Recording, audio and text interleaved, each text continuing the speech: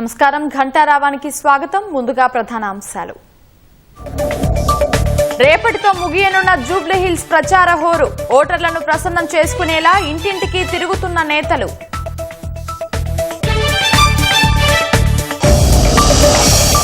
స్వతంత్ర సంస్థలను కేంద్రం దుర్వినియోగం చేస్తోందన్న కాంగ్రెస్. జూబ్లీహిల్స్ లోనూ దొంగ ఓట్లను చేర్చారని పీసీసీ చీఫ్ ఆరోపణలు. సీసీఐ నిబంధనలను వ్యతిరేకిస్తూ సంగారెడ్డిలో రోడ్డెక్కిన పత్తి రైతులు. ఎకరానికి 12 నుంచి 7 క్వింటాలకు తగ్గించడంపై ఆందోళన. బీహార్లో అక్రమ చొరబాట్లను మోదీ ప్రస్తావించడంపై ఖర్గే విమర్శలు. 20 ఏళ్ల ఎన్డీఏ పాలనలో ఎందుకు తిప్పి పంపలేదని ప్రశ్నలు. పాక్ ఆఫ్ఘనిస్తాన్ మధ్య శాంతి చర్చలు విఫలం. కాబూల్ దాడులకు దిగితే తీవ్ర పరిణామాలు తప్పవన్న పాకిస్తాన్.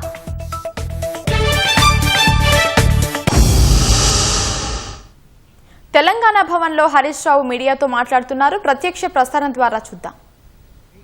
చెప్పకనే చెప్పుకున్నాడు రేవంత్ రెడ్డి గారు. తన అసమర్థతను బయట పెట్టుకున్నాడు రేవంత్ రెడ్డి గారు. 2 ఏళ్లలో తాను పొడిచిందేమి లేదు, తాను చేసిందేమీ లేదు కనుకనే గత కాంగ్రెస్ పాలన చూసి నాకు ఓట్లేయండి జూబ్లీహిల్స్లో అని వేడుకున్నాడు నిన్న.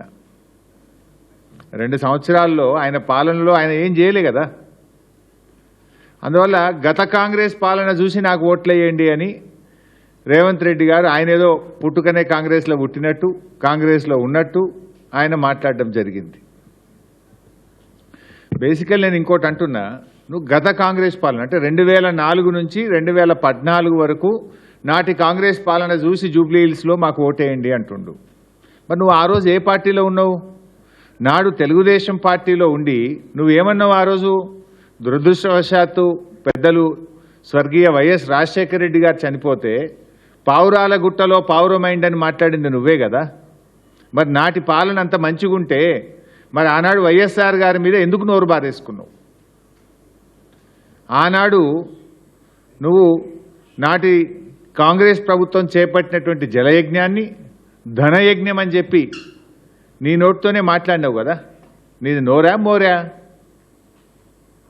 నాడు వైఎస్ రాజశేఖర రెడ్డి గారిని పట్టుకొని క్విడ్ ప్రో కో కింద 1,00,000 కోట్ల రూపాయలు వైఎస్ రాజశేఖర రెడ్డి గారు అవినీతికి పాల్పడాలని మాట్లాడిన మాటలు మరి మర్చిపోయినావా? నీ నోరుని ఏమన్నా ఫినాయిల్తో కడుక్కున్నావా? ఆనాడు అసెంబ్లీలో నేను కూడా ఉన్నా. నాటి తెలంగాణ ఏర్పడక ముందు ఉమ్మడి రాష్ట్రంలో ఆనాటి కాంగ్రెస్ పాలనలో ఇదే రేవంత్ రెడ్డి తెలుగుదేశం ఎమ్మెల్యేగా అసెంబ్లీలో లేచి తన తండ్రి గారు చనిపోతే దహన సంస్కారాలు పూర్తయిన తర్వాత స్నానం చేయడానికి కరెంటు లేదు, కరెంటు ఏఈలకు డిఈలకు ఫోన్ చేసి బతిలాడుకుంటే తండ్రి చనిపోయినాక స్నానం చేయడానికి నీళ్లు లేది పాలన ఈ కాంగ్రెస్ పాలన నువ్వే కదా మాట్లాడింది. ఈరోజు పోయి నీ ఊళ్ళో అడుగు, ఆ బాయిల కాడ ఆ బోర్ల కాడ 24 గంటల కరెంట్ ఇచ్చింది ఎవడు? కేసీఆర్ ఇచ్చిండు. నాడు నీ ప్రభుత్వంలో నాటి కాంగ్రెస్ పాలనలో 6 గంటల కరెంటు రాలేదు. పొద్దుందాకా 3 గంటలు, పొద్దుకి 3 గంటల కరెంటు నాటి కిరణ్ కుమార్ రెడ్డి గారి పాలనలో. ఈరోజు ఆ పాలనను నువ్వు క్లెయిమ్ చేసుకుంటున్నావు. కానీ ఇలా నీ ఊర్లో అడుగు 24 గంటల కరెంట్ ఇచ్చింది కేసీఆర్ గారు. అంటే నువ్వు అసలు ఏం మాట్లాడుతున్నావు? అంటే ప్రజలంతా అమాయకులు అనుకుంటున్నావా? నువ్వు అతి తెలివితో ఏదో పాత కాంగ్రెస్ పాలన చూసి ఓట్లేయిందంటే ఇక్కడ ఎవరు నమ్మడానికి చెవులేమన్నా క్యాలీఫ్లవర్లు పెట్టుకున్నారనుకుంటున్నావా? నిజంగా నువ్వు నాటి కాంగ్రెస్ పాలన నువ్వు క్లెయిమ్ చేయాలనుకుంటే ఆ రోజు నేను మాట్లాడిన మాటలకు బేషరతుగా క్షమాపణ చెప్తున్నా అని చెప్పిన తర్వాత నువ్వు క్లెయిమ్ చేసుకోవాలి. నాడు వైఎస్ గారి పట్ల మాట్లాడినప్పుడు కానీ, జలయజ్ఞం మీద మాట్లాడింది కానీ, క్విడ్ ప్రోకో గురించి మాట్లాడింది కానీ, నాటి కరెంటు కోతల గురించి మాట్లాడిన మాటలు కానీ, ఇవన్నీ నేను తప్పు మాట్లాడినా తప్పయింది అని చెంపలేసుకొని క్షమాపణ చెప్పి నాటి కాంగ్రెస్ చూసి ఓట్లేయమని నువ్వు క్లెయిమ్ చేసుకో. అంటే నీకు నువ్వేం చేయలే, 2 ఏళ్లలో నువ్వేం చేయలేదు కనుకనే నాటి కాంగ్రెస్ పాలన గురించి మాట్లాడుతున్నావు. అంటే నీకే తెలివి ఉందా ఏంది? ప్రజలు నీకంటే తెలివైనటువంటి వాళ్ళు రేవంత్ రెడ్డి గారు. ఈ రేవంత్ రెడ్డి ఎటువంటి తినే కంచంలో మట్టి పోసుకునే రకం, తినే కంచంలో ఉంచే రకం. ఈ రేవంత్ రెడ్డి. ఇప్పుడు కేసీఆర్ గారు కట్టిన భవనాలన్నీ వాడుకుంటాడు, కానీ అవేం పనికిరావు అంటాడు, ఉపయోగం లేదంటాడు. కేసీఆర్ గారు కట్టిన కమాండ్ కంట్రోల్ రూమ్లో రోజు పోయి కూర్చునేది నువ్వే కదా, సెక్రటరియట్లో కూర్చునేది నువ్వే కదా. కేసీఆర్ గారు కట్టిన కాళేశ్వరం నుంచే మొన్న నువ్వు మల్లన్న సాగర్లో ఫౌండేషన్ వేసి గోదావరి నీళ్లు మూసీకి తెస్తా అని చెప్పింది నువ్వే కదా. కేసీఆర్ గారు కట్టిన ఫ్లైఓవర్ల మీద రోజు కుయ్యి కుయ్యి సైరన్లు వేసుకొని ఎక్కి తిరుగుతున్నది నువ్వే కదా. ఇది తినే కంచంలో ఉంచే రకం కాదు ఇది.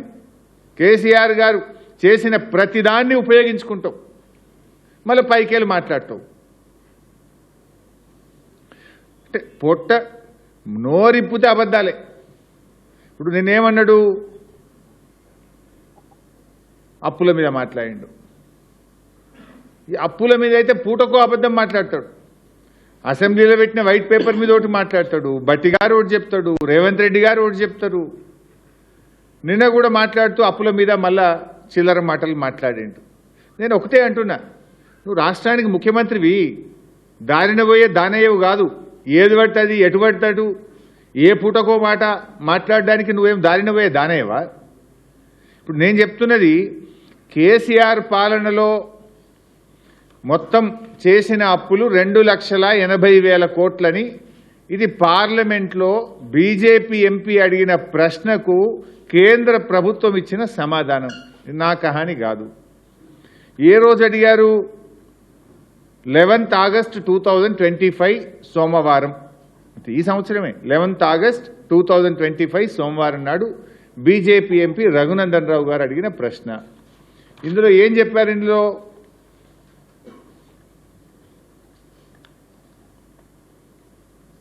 Total public debt as on 31/3/2024 అంటే మార్చ్ 31, 2024 నాటికి.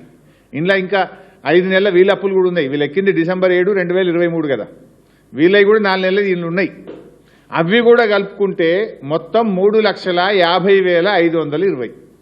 3,50,520.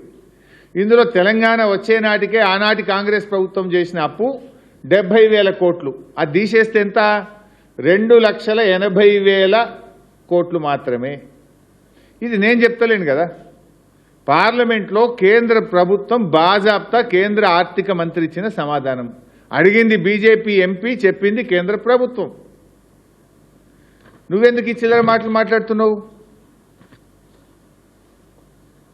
ఇప్పుడు అసలు నీకు పాలన చేతనైతలేదు. బీఆర్ఎస్ ప్రభుత్వం ఉన్నప్పుడు యావరేజ్ గ్రోత్ రేట్ 15%, SOTR రాష్ట్ర ప్రభుత్వ సొంత ఆదాయ వనరుల వృద్ధి రేటు 15%. నువ్వు వచ్చినాక ఎందుకు పడిపోయింది? ఎందుకు తిరోగమనం తీసుకున్నది ఆర్థిక పరిస్థితి?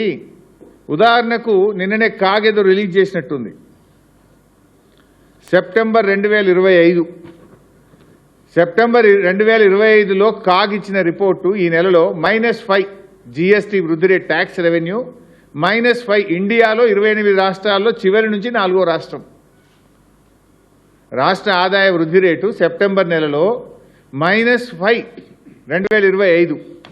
ఇగో ఇది సెప్టెంబర్ 2024 +1. మరి అదే బీఆర్ఎస్ టైం సెప్టెంబర్ 2023 +33%. ఇండియాలో టాప్ +33. ఇది నా లెక్కలు కావు, కాగ్ లెక్కలు, కాగ్ రిపోర్ట్. నేను నా సొంతం ఏం చెప్తలేదు. గాంధీ భవన్ లో కాంగ్రెస్ పార్టీ సీనియర్ నేత జగ్గారెడ్డి మాట్లాడుతున్నారు. ప్రత్యక్ష ప్రసారం ద్వారా చూద్దాం. నేను కోరేది ఏంటంటే, దయచేసి మీరు ఎక్కడ కూడా అపోహలకు పోకండి, చెప్పుడు మాటలు వినకండి. ముఖ్యమంత్రి రేవంత్ రెడ్డి, నవీన్ యాదవ్ గెలిపించి రేవంత్ రెడ్డి కృషి చేయండి, కాంగ్రెస్ పార్టీ సంతోష పెట్టండి. 3 ఏళ్ళు మీరు సంతోషంగా ఉంటారు. అన్నిటికీ జగ్గారెడ్డిగా నేను కూడా జవాబుదారుగా ఉంటా. ఇది నా పరంగా తెలియజేస్తూ ప్రెస్ మీట్ నేను ఏమంటారు భయ్. ఇప్పుడు ఒక మాట చెప్తున్నా, ఏది మాట్లాడి ఇప్పుడు ఇది ఏమైపోయిందంటే ఒకడు మాట్లాడితే ఒకటి తయారు చేస్తారు భయ్. మీరు కూడా మీరంటే మీరు కాదు. వాడు ఎవడో ఇంట్లో వండుకుంటాడు, ఆ ఫోన్లో ఒత్తుతున్నాడు, ఏదో చేస్తున్నాడు వాడు. నేను ఏమండి అన్నాను అనుకో, వాడు ఏమండి అంటే పెడుతున్నాడు, ఆ వాడు యువతలోడు పెడుతున్నాడు, అవతలోడు పెడుతున్నాడు. నేను ఎక్కడ దీన్ని మనం కంట్రోల్ చేయగలుగుతాము? ఎట్లా అవుతుంది? గోపీనాథ్ పంచాయతీ ఏందో, వాళ్ళ ఫ్యామిలీ పంచాయతీ ఇవన్నీ తెలుసు. వాళ్ళ పంచాయతీలు మనకేం సంబంధము? అయినా బీఆర్ఎస్ అభ్యర్థి మీద దిగజారి రాజకీయాలు చేసి గెలిచే అంత కర్మ కాంగ్రెస్ పార్టీకి పట్టలేదంటే మాకు అవసరం లేదు. అది ఎస్, ముఖ్యమంత్రి ఉన్నాడు, మీకు పనులు చేసి పెడతాము, నవీన్ యాదవ్ గెలిపిందని అప్పీల్ చేస్తున్నాం. దర్శాలు గెలిపించుకుంటే జవాబుదారిగా పనిచేస్తాం. వాళ్ళ ఫ్యామిలీ పంచాయతీలు ఓట్లు ఎవరు ఎట్లా పడితే అని మేము టెన్షన్ ఉంటే గాంధీ ఫ్యామిలీ పంచాయతీ మాకెందుకు అయ్యేదంతా? మాకు అవసరం అయ్యేదంతా?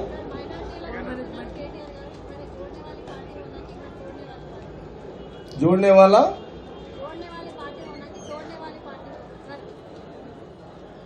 अच्छा. ఇప్పుడు నేను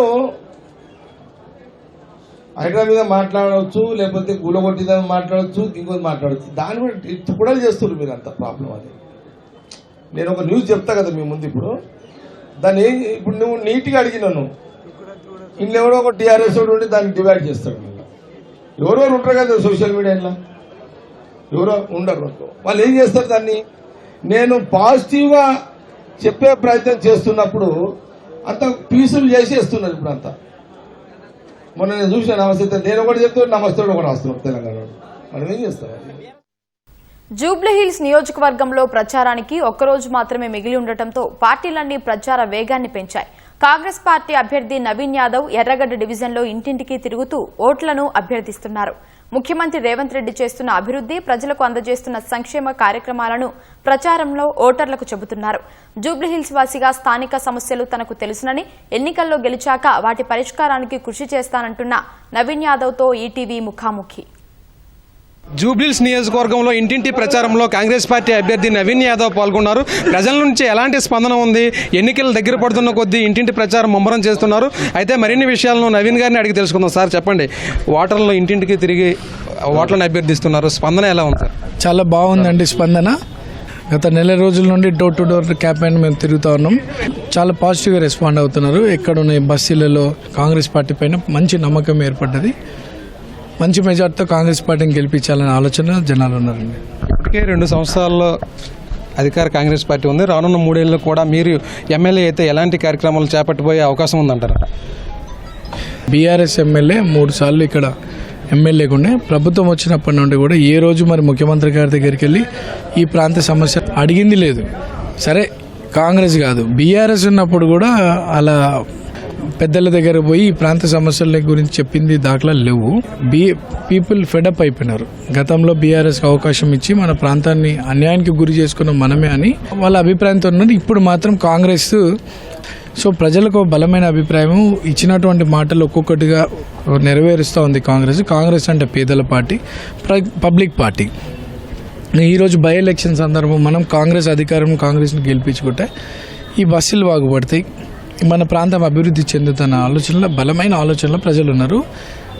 సో అభివృద్ధికే కంకణం కట్టబోతా ఉన్నారు.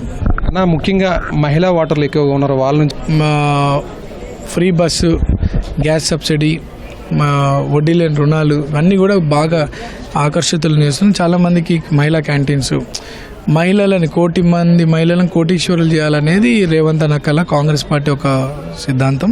అనేక రకాలుగా మహిళల ఆర్థిక అభివృద్ధి చెందే విధంగా కాంగ్రెస్ పార్టీ ముందుకెళ్తా ఉంది. ఈరోజు సింపతి సెంటిమెంట్ మీద ఎలక్షన్కి పోవద్దు, భవిష్యత్తు అభివృద్ధికి మనం ఓటేసుకోవాలన్న ఆలోచనలో జనాలు ఉన్నారండి. అన్న, చివరిగా మీరు స్థానికుడు, అలాగే ప్రతి ఇంటికి వెళ్తున్నప్పుడు ఆ గల్లీల్లో కానీ లేకపోతే ఆ ఇంటికి కానీ మౌలిక వసతులకు సంబంధించి ఏమైనా సమస్యలు ఉన్నాయంటారా? 3 ఏళ్ళు ఈ సమస్యలను ప్రాధాన్యత క్రమంలో ఈ మౌలిక వసతులను అభివృద్ధి చేసే అవకాశం ఉందా?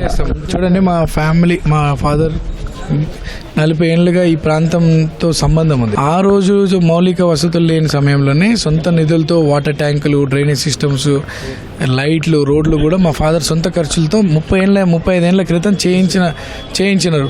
ఇళ్ళ పట్టాలు ఇప్పించడము, గరీబులకు అండగా నిలబడి. సో మాకు ఆ బస్తీలు ఉన్న సమస్యల మీద మాకు ఒక క్లారిటీ ఉంది, ఏ రకమైన సమస్యలు ఉన్నాయి. సో సమాజానికి, బస్తీలకు, ప్రాంతానికి కావాల్సినటువంటి అవసరాలన్నీ కూడా కాంగ్రెస్ పార్టీ నెరవేరుస్తుంది. కేవలం మౌలిక సదుపాయాలు కాదు, అన్ని రకాల డెవలప్మెంట్ మీద కాంగ్రెస్ దృష్టి పెట్టింది. ప్రజలు కూడా చాలా హ్యాపీగా ఉన్నారు.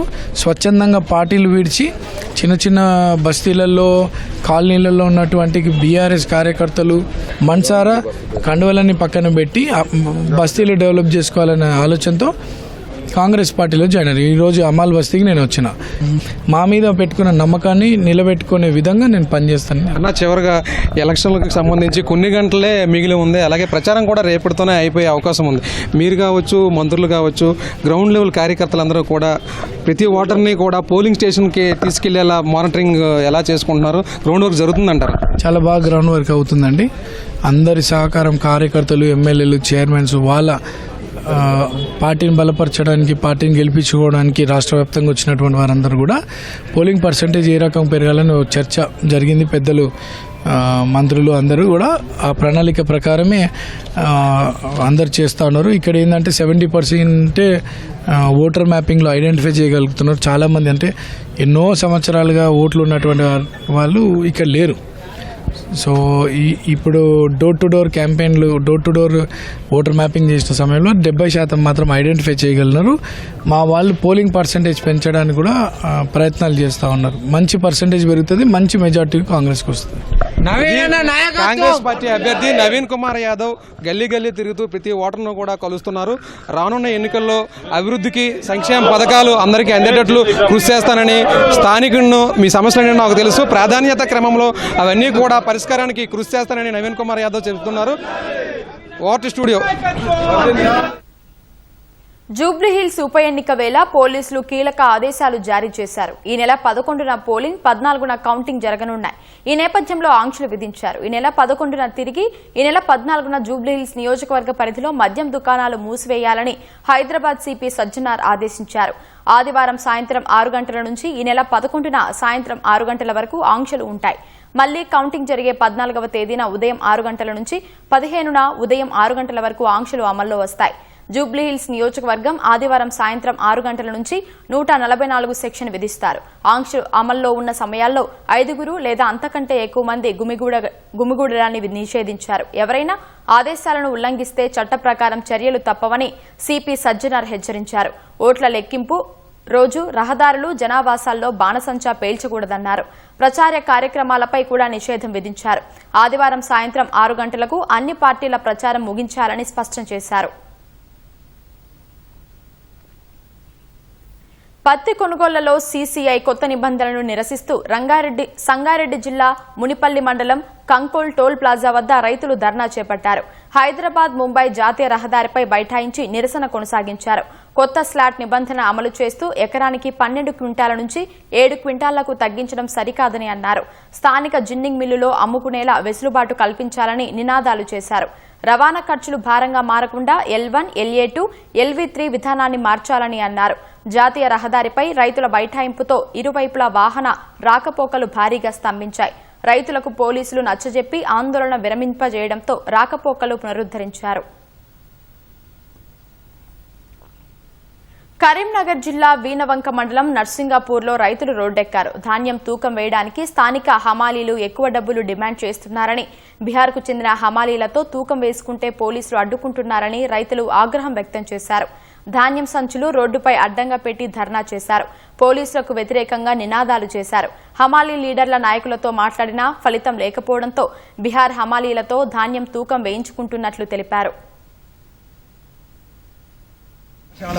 చాలా ఇబ్బందులు పడుతుంటే హమాలీ వాళ్ళు మేము రేటు పెంచుతామని చెప్పి, రేటు పెంచితేనే కాంటాలు జరుపుతాం లేదా జరపమని చెప్పి స్ట్రైక్ దిగడం జరిగింది. వాళ్ళు జిల్లా అధ్యక్షుడు వచ్చినా మాట్లాడినా వెళ్ళలేదు.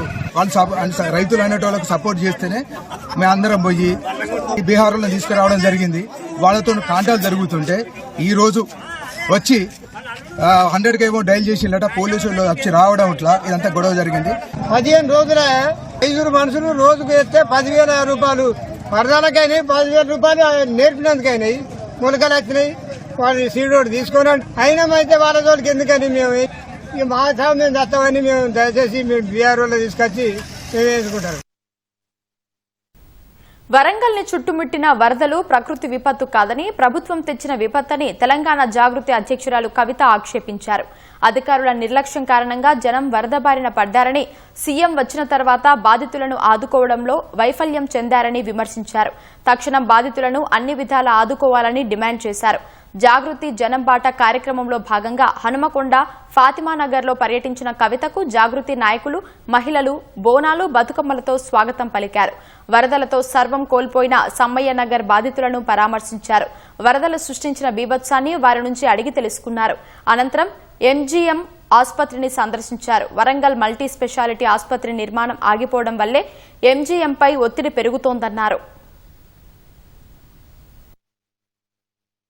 సమస్యల వద్దకే జాగృతి వెళ్తుంది కాబట్టి సమ్మయ్య నగర్ అదేవిధంగా ఈ చుట్టుపక్కల ప్రాంతాలలో మునిగిపోయినటువంటి ఇండ్లు వాటిని పరిశీలించడానికి ఇక్కడికి రావడం జరిగింది. ఆనాడు వచ్చినటువంటి ముఖ్యమంత్రి గారు అనేకమైన మాటలు చెప్పి వెళ్ళిపోయినారు. ఏ ఒక్కటి కూడా ఇంతవరకు నిజం కాలేదు. మీ ముఖ్యమంత్రి గారు విజిట్ చేసిపోయినాక ఇంతవరకు ఎందుకు తక్షణ సహాయం చేయలేదు? నేను ఈ ప్రభుత్వాన్ని ముఖ్యంగా కలెక్టర్ గారిని డిమాండ్ చేస్తా ఉన్నాను. తక్షణం మీరు వచ్చి ఇక్కడ చూడండి, చూసి వారికి తక్షణ సహాయం అందించండి. కేవలం ప్రకృతి ఇచ్చినటువంటి విపత్తు కాదు, కాంగ్రెస్ తీసుకొచ్చినటువంటి విపత్తి. ఈ ప్రజలను ఆదుకోమని నేను డిమాండ్ చేస్తున్నా. హనుమకొండ జిల్లాలోని ఎల్కతుర్తి, సిద్దిపేట జాతీయ రహదారి వెంబడి పంట పొలాల్లో గుర్తు తెలియని వ్యక్తులు సుమారు 2,000 నాటుకోళ్లను వదిలారు. పొలాలు, పత్తి చేనుల్లో వదిలిన నాటుకోళ్లను తీసుకెళ్లడానికి జనం ఎగబడ్డారు. కోళ్లను అందిన కాడికి పట్టుకెళ్లి చికెన్ విందు చేసుకున్నారు. ఇంత పెద్ద ఎత్తున నాటుకోళ్లను ఎందుకు వదిలిపెట్టారో తెలియాల్సి ఉంది. నాటుకోళ్లను పంచాయతీ కార్యదర్శి శ్రీనివాస్, పశువైద్యాధికారి దీపిక వద్దకు తీసుకెళ్లారు. ఆమె వాటిని పరీక్షల నిమిత్తం వరంగల్ ల్యాబ్ కి పంపించినట్లు తెలిపారు. ల్యాబ్ పరీక్షల్లో కోళ్లకు ఎలాంటి వైరస్ లేదని తేలింది. కోళ్లను తీసుకెళ్లిన స్థానికులు పండుగ చేసుకున్నారు.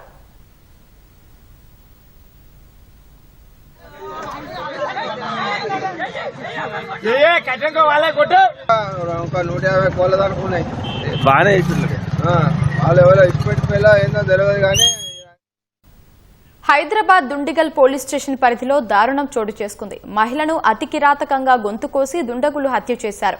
మెదక్ జిల్లా తిమ్మాపూర్ గ్రామానికి చెందిన స్వాతి పెళ్లై భర్తకు దూరంగా దుండిగల్ పరిధిలోని గ్రీన్ హిల్స్ కాలనీలో అద్దె ఇంట్లో ఉంటోంది. స్వాతి గత కొంతకాలంగా మరో వ్యక్తితో సన్నిహిత సంబంధం పెట్టుకోగా వారి మధ్య గొడవలు జరగడంతో ఈ దారుణం జరిగిందని పోలీసులు భావిస్తున్నారు. స్థానికుల సమాచారంతో ఘటనా స్థలికి చేరుకున్న పోలీసులు కేసు నమోదు, దర్యాప్తు చేపట్టారు. ఈ క్రమంలో మహిళ హత్య చేసిన 2 నిందితుల్లో రాజేష్ అనే వ్యక్తి పోలీస్ స్టేషన్లో లొంగిపోయాడని, మరో వ్యక్తి కోసం గాలిస్తున్నామని తెలిపారు. సుజాత అనే ఆమె బెడ్రూమ్లో గొంతు కోసి చనిపోయి ఉండటం జరిగింది. దీనికి పూర్వపరాలు ఏంటంటే ఈమె వేరే ఒక వ్యక్తితోటి సంబంధం ఉందనే ఉద్దేశంలో ఆ విషయంలో గొడవలు జరుగుతున్నాయి. లాస్ట్ 10 రోజుల నుంచి ఆ వ్యక్తికి సంబంధించిన వ్యక్తులే చేశారని అనుకుంటున్నాము. ఇంకా ఇన్వెస్టిగేషన్ నడుస్తుంది. అత్యాధునిక సాంకేతికత అందుబాటులో ఉన్న ఈ రోజుల్లో విద్యార్థులు తమ మేధోశక్తికి పదును పెట్టి నూతన ఆవిష్కరణలను అభివృద్ది చేయాలని సిబిఎస్ఈ రీజనల్ అధికారి రమేష్ పి మీనన్ అన్నారు. హైదరాబాద్ న్యూబోయిన్పల్లిలోని ఓ ప్రైవేటు పాఠశాలలో రీజనల్ సైన్స్ ప్రదర్శనను నిర్వహించారు. ముగింపు కార్యక్రమంలో పాల్గొన్న రమేష్ విద్యార్థులు రూపొందించిన ప్రాజెక్టులను చూసి వారిని అభినందించారు. ఈ ప్రదర్శనలో తెలుగు రాష్ట్రాలకు చెందిన 170 పాఠశాలలు పాల్గొన్నాయి. ఆయా పాఠశాలల విద్యార్థులు తయారు చేసిన ప్రాజెక్టుల్లో నుంచి జాతీయ స్థాయి ప్రదర్శనకు 14 ప్రాజెక్టులను ఎంపిక చేసినట్టు రమేష్ వెల్లడించారు. ఈ సందర్భంగా ప్రాజెక్టులు తయారు చేసిన విద్యార్థులు వారి మెంటర్లకు బహుమతులను అందజేశారు. Sri Ramesh P. Menon, Regional Officer CPSE Vijayawada, for gracing this occasion with his presence and guidance. Vertical forest is a residential building లో మనకి బాల్కనీస్ బయట ట్రెండింగ్ అవుతున్నాయి ఇప్పుడు. సో ఆ బాల్కనీస్ లో ఇట్లా మనం చెట్లు పెట్టుకుంటే ఆక్సిజన్ లెవెల్స్ ఎక్కువ అవుద్ది. Plus we can also do vegetation purposes. So మేము ఇక్కడ ప్రమోట్ చేసేది sprout plants are set that they are vegetation plants. So మనం టొమాటోస్, చిల్లీస్ అలాంటివి కూడా ప్లాంట్ చేసుకుంటే మనకి మంచిది. సో ఈ వర్టికల్ ఫారెస్ట్ తో నీళ్లు సేవ్ అవ్వుద్ది, ప్లేస్ సేవ్ అవ్వుద్ది, టైం సేవ్ అవ్వుద్ది, లేబర్ సేవ్ అవ్వుద్ది. ప్లేస్ ఎలా సేవ్ అవ్వుద్ది అంటే ఇప్పుడు ఇది ఫార్మింగ్ పర్పసెస్ కి మనం వాడుకుంటే ఫార్మర్స్ చిన్న ల్యాండ్స్ ఉంటాయి. సో ఆ ల్యాండ్ లో ఎక్కువ ప్రొడ్యూస్ రాదు. సో అలాంటి ఒక చిన్న ల్యాండ్ లో ఎలివేట్ చేసిన బిల్డింగ్ లో ఫార్మింగ్ చేస్తే ఫార్మర్ కి ఎక్కువ ప్రొడ్యూస్ వస్తుంది. పార్లమెంటు శీతాకాల సమావేశాలు డిసెంబర్ 1వ తేదీ నుంచి ప్రారంభం కానున్నాయి. ఈ మేరకు పార్లమెంటు వ్యవహారాల శాఖ మంత్రి కిరణ్ రిజిజు తెలిపారు. డిసెంబర్ 1వ తేదీ నుంచి 19వ తేదీ వరకు పార్లమెంటు సమావేశాలు నిర్వహించేందుకు రాష్ట్రపతి ద్రౌపది ముర్ము ఆమోదం తెలిపినట్లు చెప్పారు. ప్రజాస్వామ్యాన్ని బలోపేతం చేసేలా ప్రజల ఆకాంక్షల మేరకు పార్లమెంటు శీతాకాల సమావేశాలు నిర్మాణాత్మకంగా అర్థవంతంగా జరుగుతాయని ఆశిస్తున్నట్లు కేంద్ర మంత్రి కిరణ్ రిజిజు తెలిపారు.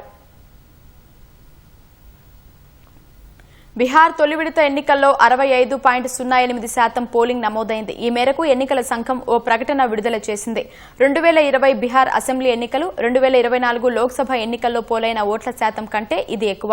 2020 బీహార్ అసెంబ్లీకి జరిగిన తొలిదశ ఎన్నికల్లో 57.29%, 2024 సార్వత్రిక ఎన్నికల్లో 56.28% పోలింగ్ నమోదైంది. బీహార్లో మొత్తం 243 స్థానాలు ఉండగా ఈ నెల 6న 18 జిల్లాల పరిధిలోని 121 నియోజకవర్గాల్లో తొలిదశ పోలింగ్ జరిగింది. ఈ నెల 11న 122 స్థానాలకు రెండో విడత పోలింగ్ జరగనుంది. ఈ నెల 14న ఫలితాలు వెలువడనున్నాయి.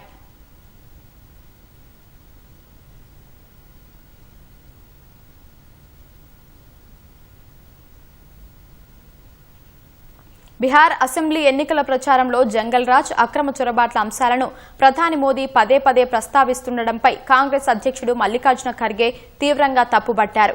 20 ఏళ్లుగా బీహార్లో అధికారంలో ఉన్న ఎన్డీఏ ఎందుకు జంగల్ రాజ్ను అంతం చేయలేకపోయిందని ఓ జాతీయ మీడియాకు ఇచ్చిన ముఖాముఖిలో ఖర్గే ప్రశ్నించారు. తాము మళ్లీ అధికారంలోకి వస్తే చొరబాటుదారులను దేశం నుంచి పంపేస్తామంటున్న ఎన్డీఏ నేతలు ఈ 20 ఏళ్లలో ఆ పని ఎందుకు చేయలేకపోయారని నిలదీశారు. पे विश्वास रखते हैं. मुझे मालूम नहीं उनके आंकड़े कहाँ से मिलते. इससे पहले भी वो ऐसा ही बोलते थे. इस बार 400 पार ये सारी चीजें बोलते थे. लेकिन हमारे पास हमारा भरोसा जनता के ऊपर हमारा भरोसा है और जनता ने जो निर्णय लेगा वो न्यायपूर्ण निर्णय लेगा. जंगल राज ये बातें सब पुरानी है. अगर ये 20 साल में जंगल राज को खत्म क्यों नहीं किए, घुसपैठियों को क्यों नहीं निकाले, तो ये तो सेंट्रल गवर्नमेंट की फेल्यूर है. పాకిస్తాన్, ఆఫ్ఘనిస్తాన్ మధ్య శాంతి చర్చలు మరోసారి విఫలమయ్యాయి. ఇస్తాంబుల్లో 2 రోజుల పాటు జరిగిన 3వ విడత చర్చలు ఎలాంటి పురోగతి లేకుండానే ముగిశాయి. పాక్ బాధ్యతారాహిత్యమైన వైఖరి కారణంగానే శాంతి చర్చలు అర్ధాంతరంగా ముగిసినట్లు ఆఫ్ఘనిస్తాన్ ఆరోపించింది. ఈ మేరకు తాలిబాన్ ప్రతినిధి జబీహుల్లా ముజాహిద్ ఎక్స్లో ఓ పోస్టు పెట్టారు. పాక్తో నిర్మాణాత్మక చర్చలు జరుగుతాయని ఆశించామని, అయితే భద్రతా ప్రమాణాల విషయంలో ఇస్లామాబాద్ మొండిగా వ్యవహరించిందని మండిపడ్డారు. ఆఫ్ఘన్ భూమిని ఏ దేశానికి వ్యతిరేకంగా ఉపయోగించబోమని పేర్కొన్నారు. దేశ సార్వభౌమత్వాన్ని రక్షించేందుకు ఎప్పుడూ సిద్ధంగా ఉన్నామన్నారు. అటు ఆఫ్ఘన్ వ్యాఖ్యలను పాక్ తోసిపుచ్చింది. తెహ్రీక్ తాలిబాన్ పాకిస్తాన్పై చర్చలు తీసుకునే విషయంలో కాబుల్ రాతపూర్వకంగా హామీ ఇవ్వలేదని ఆరోపించింది. ఆఫ్ఘన్తో కాల్పుల విరమణ కొనసాగుతుంది, కానీ తమపై దాడులకు పాల్పడితే ప్రతిస్పందన తీవ్రంగా ఉంటుందని పాకిస్తాన్ హెచ్చరించింది.